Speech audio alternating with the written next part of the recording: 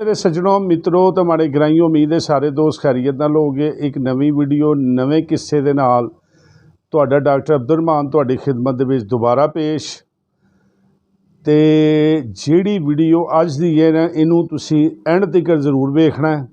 अज असी तुहाडे ज़हनां दे विच मुख्तलिफ किस्म दीयां क्यास राइयां मौजूद ने ते गल करांगे अज दी वीडियो दे विच असी आलम लोहार साहब दे एक्सीडेंट दे मुतलक, कित्थों आलम साहब टुरे, कित्थे आके उन्हां दा एक्सीडेंट होया, किहड़ा बंदा मौके ते पहुंचया, किस तरह उन्हां दी डैड बॉडी लाला मूसा पहुंची और किस तरीके नाल उन्हां दी तदफीन हुई और किहड़ी गल उन्हां ने आखिर ते अपने पुत्र आरफ लोहार दे नाल कीती और एदा पूरा सबूत प्रूफ तुहानू मुकम्मल तौर ते मिलेगा। अगर मेरी यह वीडियो वेख के किसी गल दे विच भी तुहानू मेरी गल दे विच इख्तलाफ नज़र आवे या झूठी नज़र आवे तो थंबनेल ते मेरा नंबर वेख दिओ पे। इस नंबर के उत्ते तुसी मैनू कॉल करनी है और इंशाअल्लाह मैं पूरा सबूत प्रूफ तुहानू देंगा। लेकिन इस तो पहले अगर तुसी मेरे चैनल ते नवे आए हो तो बराए मेहरबानी वीडियो पूरा मज़ा देगी। इस तो पहले यूट्यूब ते इन्नी तफसील दे नाल किसी यूट्यूबर ने तुहानू नहीं दस्या होना, लेकिन क्योंकि तुसी मेरियां गल्लां बड़े पुरसकून तरीके नाल सुनदे हो, फ़ोन करदे हो, हौसला अफजाई करदे हो ते काफ़ी दोस्तां दे की बल्कि मेरा अपना ज़ाती जिहड़ा अज 3 महीने लगे ने सानू ए मुआद इकट्ठा करन लग्गियां ते अज रात नूं मेरा एक कंप्लीट जिहड़ी है ना गल होई है। लेकिन मेरे चैनल ते नवे आए हो तो एको रिक्वेस्ट कि सब तो पहले चैनल नूं सबसक्राइब करो, जो वीडियो देखते हो पे नाल बटन है हल्का जिहा नूं दबा छड्डो। और दूसरी गल कि मेरियां पिछलियां भी तमाम वीडियो वेख के आया करो, खाली यही वीडियो वेख के ना स्किप कर दिया करो। पिछे जिहड़ियां वीडियो होंदियां ने उहदे च मैं आलम साहब की जिंदगी और फोक सिंगरां दे मुतलक काफ़ी मालूमात दी है तो उन्होंने भी जरूर वेख्या करो। वीडियो नूं ज़्यादा तो ज़्यादा शेयर किया करो। तो हुण आने अज असल उस मौजू की तरफ अब्दुल रहमान तुहानू वंड कढ़ के देगा कि इंशाअल्लाह तुहानू चस भी आएगी, मज़ा भी आएगा। कमेंट्स भी जरूर करने ने, कालां भी मैनू जरूर करनी है। मास्टर कच्छी वाले तो मैनू नाम भुल गया उन्हां दा, ते उन्होंने भी बड़ा जनाब हौसला अफजाई की ते काफ़ी दोस्त कर रहे हैं। मैं नाम नहीं लै सकदा। गल करने आलम लोहार साहब दे मुतलक। मेरे समेत काफ़ी मेरे दोस्तों के ये सवाल ने कि आखिरी दिन आलम लोहार साहब जदों आए ने, जदों एक्सीडेंट होया वो मेला करके आ रहे सी, वो शादी प्रोग्राम करके आ रहे सी या वो किहड़े इलाके चों आ रहे सी। एक्सीडेंट तो उन्हां दा होया शाम के पट्टियां, लेकिन शाम के पट्टियां तो पिछे वो किहड़ी जगह तो आ रहे थे। एदी तफ्तीश मैं काफ़ी लोकां काफ़ी उन्हां दे साथियां कोलों कीती, मालूमात लई, जिहड़े उन्हां दे सुनन वाले सी, जिहड़े उन्हां दे वेखण वाले सी या जिहड़े शागिर्द सी अगों उन्हां दे बेटे ने उन्हां कोलों तफ्तीश कीती। लेकिन मैनू कोई भी तसल्ली बख्श इस गल का जवाब नहीं मिल सकिया। तो अज रात जिहड़ी गल फाइनल उन्हां दे फैमिली दे कोलों मैनू मिली है तो वो फैमिली दे बकौल ए वे कि आलम लोहार साहब जिहड़े सी कोई मेला नहीं सी करके आ रहे, कोई जनाब शादी का फंक्शन नहीं सी करके आ रहे।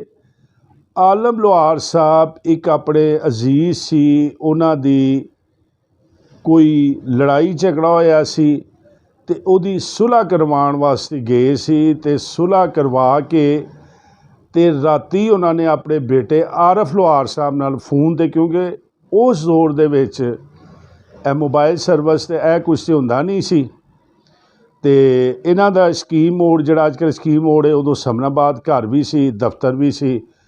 ते आखिरी गल जिहड़ी इन्हां दी अपने बेटे आरफ लोहार नाल होई है वो रात होई है।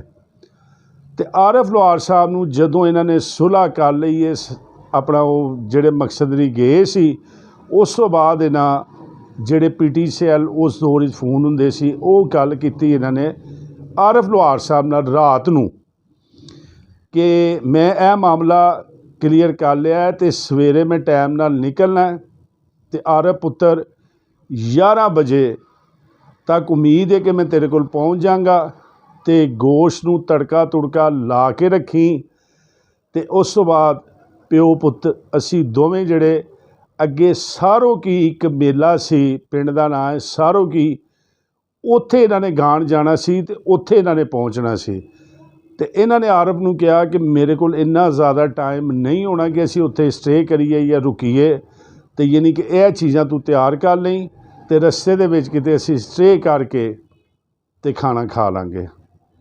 ਇਹ ਫੋਨ 'ਤੇ ਆਰਫ ਸਾਹਿਬ ਨਾਲ ਉਹਨਾਂ ਦੀ ਆਖਰੀ ਗੱਲਬਾਤ ਹੈ। ਉਸ ਤੋਂ ਬਾਅਦ ਆਲਮ ਸਾਹਿਬ ਉੱਥੋਂ ਨਿਕਲੇ ਨੇ। ਬਸ਼ੀਰ ਲੋਹਾਰ ਚਨਿਓਟੀਆ ਉਹਨਾਂ ਦੇ ਨਾਲ ਹੈ। ਪਿੱਛੋਂ ਗੱਡੀ ਬਸ਼ੀਰ ਚਨਿਓਟੀਆ ਚਲਾ ਕੇ ਆ ਰਿਹਾ। ਸ਼ਾਮ ਕੇ ਭੱਟੀਆਂ ਤੋਂ ਥੋੜ੍ਹਾ ਜਿਹਾ ਜਦੋਂ ਪਿੱਛੇ ਰਹਿ ਗਏ ਨੇ ਅਤੇ ਰਾਤ ਦੀ ਡਰਾਈਵਿੰਗ ਕਰਕੇ ਜਾਂ ਥਕਾਵਟ ਦੀ ਵਜ੍ਹਾ ਤੋਂ ਆਲਮ ਸਾਹਿਬ ਨੇ ਕਿਹਾ ਕਿ ਬਸ਼ੀਰ ਯਾਰ ਹੁਣ ਤੂੰ ਪਿੱਛੇ ਆ ਜਾ ਅਤੇ ਹੁਣ ਅੱਗੋਂ ਗੱਡੀ ਮੈਨੂੰ ਚਲਾਉਣ ਦੇ, ਕਿਉਂਕਿ ਤੈਨੂੰ ਥਕਾਵਟ ਹੋ ਗਈ ਹੋਣੀ ਹੈ। ਅਤੇ ਬਸ਼ੀਰ ਲੋਹਾਰ ਚਨਿਓਟੀਆ ਜਿਹੜਾ ਉਹ ਪਿੱਛੇ ਸੀਟ 'ਤੇ ਆ ਗਿਆ ਔਰ ਆਲਮ ਸਾਹਿਬ ਖੁਦ ਡਰਾਈਵਿੰਗ ਕਰਨ ਲੱਗ ਗਏ ਨੇ। ਔਰ ਕਮੋ ਬੇਸ਼ 9 ਵਜੇ ਦੇ ਦਰਮਿਆਨ ਸ਼ਾਮ ਕੇ ਭੱਟੀਆਂ 'ਤੇ ਆ ਕੇ ਅਤੇ ਇਹਨਾਂ ਦਾ ਟਰੱਕ ਦੇ ਵਿੱਚ ਐਕਸੀਡੈਂਟ ਹੋਇਆ। ਉੱਥੇ ਆਲਮ ਸਾਡੇ ਨਾਲ ਜੁਦਾਈਆਂ ਪਾ ਕੇ ਟੁਰ ਗਿਆ। ਆਵਾਜ਼ਾਂ ਮਾਰੀਆਂ ਨਾ ਕਿਸੇ ਨੂੰ ਬੁਲਾਇਆ ਅਤੇ ਟੁਰ ਗਏ ਚੁੱਪ ਕਰਕੇ।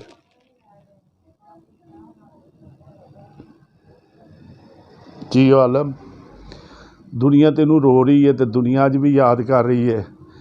ਫਿਰ ਮੈਂ ਸ਼ਾਮ ਕੇ ਭੱਟੀਆਂ ਦੇ ਮਕਾਮੀ ਲੋਕਾਂ ਨਾਲ ਰਾਬਤਾ ਕਰਕੇ ਜਿਹੜੇ ਬਿਲਕੁਲ ਐਨੀ ਸ਼ਾਇਦ ਸੀ ਉਹਨਾਂ ਕੋਲੋਂ ਪੁੱਛਿਆ ਅਤੇ ਉਹਨਾਂ ਨੇ ਦੱਸਿਆ ਕਿ ਆਲਮ ਦਾ ਜਦੋਂ ਐਕਸੀਡੈਂਟ ਹੋ ਗਿਆ ਉਦੋਂ ਸਾਹ ਉਹਨੂੰ ਆ ਰਹੇ ਸੀ।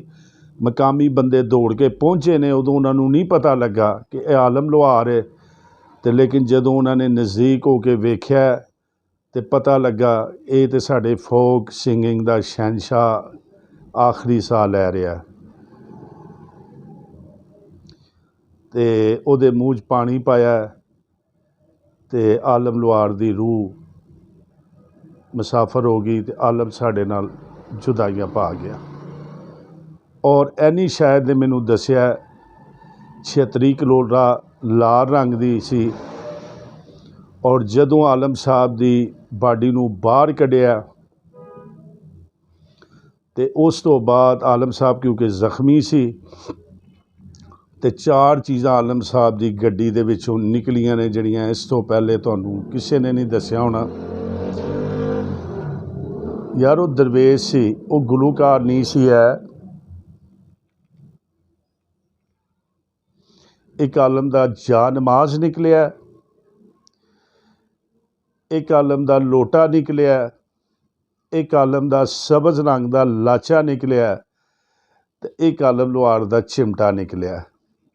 ਇਹ 4 ਚੀਜ਼ਾਂ ਆਲਮ ਦੀਆਂ ਉਹਦੇ ਫੌਤ ਹੋਣ ਤੋਂ ਬਾਅਦ ਉਹਦੀ ਗੱਡੀ 'ਚੋਂ ਨਿਕਲੀਆਂ ਨੇ ਕਿ ਜਿਹੜੀਆਂ ਫਿਰ ਲੈ ਲਈਆਂ। ਫਿਰ ਆਲਮ ਸਾਹਿਬ ਦੇ ਉੱਤੇ ਉਹ ਹੀ ਲਾਚਾ ਜ਼ਖਮੀ ਹਾਲਤ ਦੇ ਵਿੱਚ ਪਾਇਆ ਗਿਆ।